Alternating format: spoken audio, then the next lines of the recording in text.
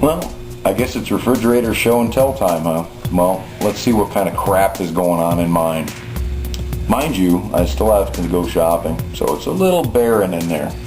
But there's some good staples.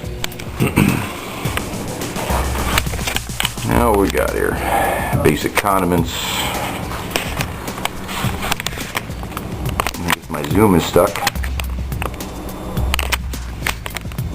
Oh well. Get in and look around. More condiments, more crap. Some stuff down here and the crisper stuff. Oh. The most important thing in my life, my shelf. Country crock, kicks ass. Got some old spaghetti in here. I don't know what the hell's going on back there, and I'm not about to go digging into it. Ooh, living on the hog. Living large, look at this. Bread and butter pickles, my mama made them. Got some olives, cottage cheese, junk, more junk, eggs, some half drinking bottles of soda or whatever, and this crap.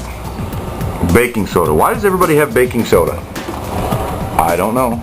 Somebody needs to tell me, but my fridge came with it, so there you go.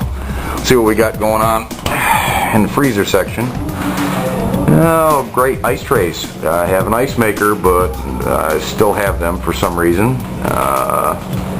Some more frozen junk, some more crap, brats and hot dogs, and of course bottom shelf's always got to contain the big huge industrial sized pack of crinkle cut french fries and tater tots.